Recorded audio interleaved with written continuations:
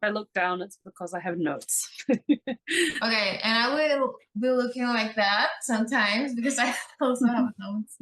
Why is my Um, camera inverted? Is it always inverted? I don't know. You only know if it's in. Hello. So this is an emergency surprise episode because we got some very exciting news. We both took part in the creative summer contest that is by Lens and Fountain, which was about writing on chain. And what does that mean? We both said, like, let's give it a go. And we wrote our separate articles, and they're both very good. Like, you're going to hear about this. But we just got the news that we both won at the same place, the same award that was for one person. How did that happen? Like, how do you feel? It's surreal for sure. Like obviously, we applied and we put our entries in hopes that something would be coming out of it positively. But obviously we were in it to just be a part of it. One of my closest friends, Benoit, was like the one judging it as well. So it was sort of like a mixture of support and looking forward to it. And the topic itself was very on brand for us as well in this time, is what we're trying to figure out. It was a great opportunity to sit down and think about where we are right now and where we want to be moving forwards. And I think both our pieces on the surface level look very different. They kind of tackle similar themes. We took very, very different paths, which I think is quite interesting. And yeah, it'll be really exciting to sort of like talk about that. Do you want to just say like two words about your piece and what is it about? Oh wow. You got the Hard. microphone. Yeah. It's like my hands are sweating. I took a very personal take. I really wanted to challenge myself to write something that was sort of on like the poetic line, but not quite, Mm. but like a personal essay, because I've never really done that, both in the writing that I've done up until now and also my personal life as well. I'm very logical. So I'm an educator at heart. I go, oh, this Yeah. happens, and this happens. That's the type of person I am. That's the type of like writing that I do. And it works for me, it works for my readers, and it makes sense. But I kind of wanted to break that shell, and it made sense with this competition, just the way that it was structured, the sort of theme as well.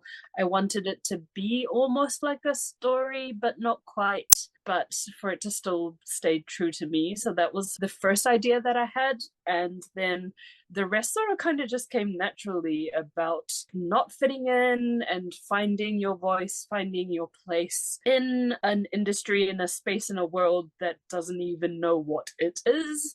Yeah, I'm going to be your PR right now. It was a personal storytelling, which is so hard to achieve. It was both warm and raw at the same time, which is like my favorite thing. Like I felt really both like empowered, but not in like let's grind sense, in like what I'm doing is okay and I deserve to be heard and share my voice, even if it's messy. Especially this part, I feel like you really talked to the hearts of so many people like us who are afraid sometimes. And I love especially that you connected it to the past as well. I Thank think you. that was the most wholesome and like a very strong emotional connection. And that you also did this for the young you, did justice to yourself. So in a way, by writing this article, I think it's like transformation as well. You meet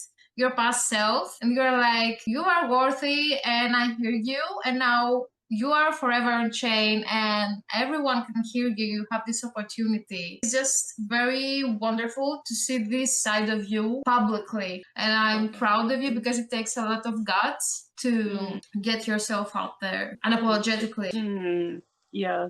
It was definitely nerve-wracking to hit publish for sure. It's like that funny thing, right? For anyone who's like putting content out there, it doesn't really seem like a big thing when you see other people sharing about themselves. It's like the illusion that you create, and also how much of that is like an actual personal part of you, you become so attached to it that it becomes a part of you. But then the more you get attached to it, it's like becomes this thing that you kind of want to just hide away, and you don't want to give out to people, at least not easily. But when it comes to those moments, like when we posted these pieces as well, it's so emotional and it's so heightened and it's so scary. But from an outside perspective, it isn't actually that big. And I think that juxtaposition, that difference in experience, is something that we all experience, but also the faster you can realize it, the faster you can start succeeding, and that it is serious, but it isn't that serious. We are expressing it always, the duality of things, and that's what it means to be human. So yeah, I'd love to hear about your piece from you and what inspired you to write your piece, because I loved it. So I think my whole experience being both a participant and an observer of the on-chain world, I have a lot of stuff that I disagree with how they are happening. I created more like an essay that kind of dissects the psychological state of on-chain or Web3. I connected that with Jungian archetypes and Twin Peaks. Like, the idea was exciting, but it was very hard to execute this whole thing because I've been doing the opposite of you when I write. I do mostly like personal examples. I think it's great that we both challenge ourselves to do the opposite of how we usually write. Your part and my part meet at the end. It's like, so many freaking ways where we synced. Talk to me more about the archetypes, because I don't think that's something that everyone will be familiar with. There are many archetypes, but this specific one are the integration stages. Ego, then it's the persona, the shadow, then it's the self. And each one of them has unconscious and conscious, and then collective and personal. When I have to speak about academic stuff, I get stuck. It's more about what we are conscious of, what we aren't, and what operates in the background and how we relate to that, basically. The 2 points of my article. The one is we're performing authenticity. We write authenticity, but it's just a persona. And the second one is that technology is moving so fast, but psychologically we aren't. Let's say the system hasn't helped us to do so. So there's like an enormous gap between the technology and our emotional state. I'm writing about the implications of that and how to bridge that. It was like really interesting to read your piece, because I've read previous pieces that you've written and they've all been very you and very from your heart. It was so not you, but very you at the same time. This bird's eye view way of writing that you had for this, I think, is good for anyone who wants to get an idea of what the field is like right now. The main thing that I really resonated with you tackling the persona and how authentically you want to present yourself, not just online, but for it to be permanently put on chain. And I think that's something that we have all struggled with, whether we're like visual artists or writers as well. It's like the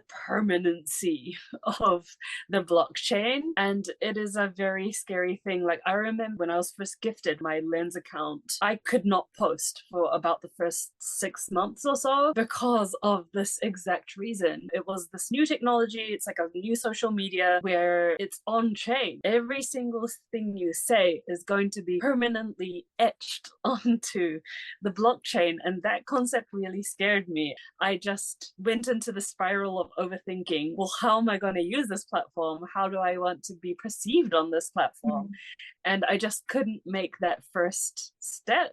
It was only when we went on to the digital fashion residency where we had a reason to use it, was more about just putting our art out there, that enabled me to do it. But it was also interesting to see more people after me have those similar experiences, not just blockchain wise, but online, just generally. How do we present ourselves and what does it mean and how does it implement things? And I just went down this rabbit hole after reading your piece. And especially with like us creating this platform as well, I've had conversations with multiple people of like, how do I be more entertaining on the internet? This being like my first proper time trying to show my face on the internet as well, which is scary. But also, how do I present myself, but also be something that is presented, which I don't think I haven't even begun to explore yet. One of my friends, actually, I had like a similar conversation with her, and she was like, being an online persona, it's almost like being on the next stop on the train. So if your true self is, say, the train stop that you live at, your online persona is the next stop. So you're like adjacent to who you are, but it's different enough that it's like not too personal, but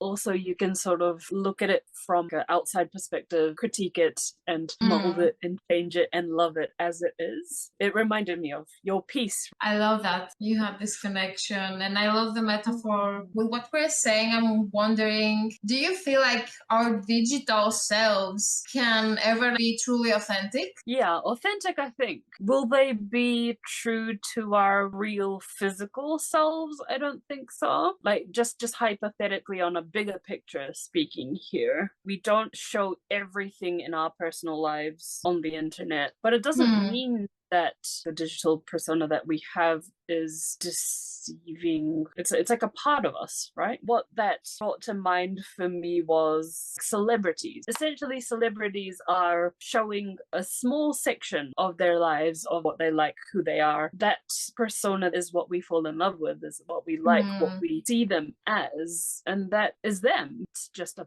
part of them that they have decided to share with us. And I think that concept applies everywhere and to anyone, no matter, even if you have like one follower or 50 million, I think it's still the same. I've been thinking it was quite an important event. How does this win feel in the grander scheme of what we're doing together?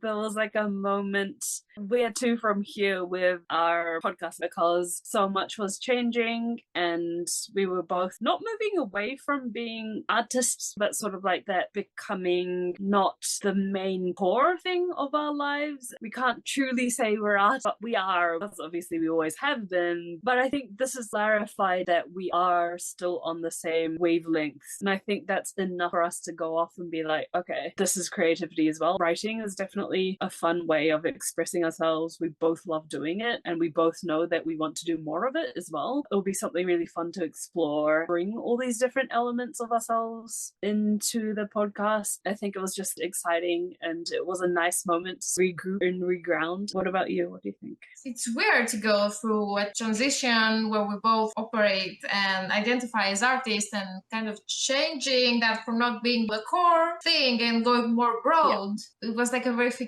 we are on the right path, and that we are both going through surprisingly at the same era of our lives is where we should be right now, at least. I think your article was also about this. True. So I think in every way we communicate that and the universe does. I can't wait.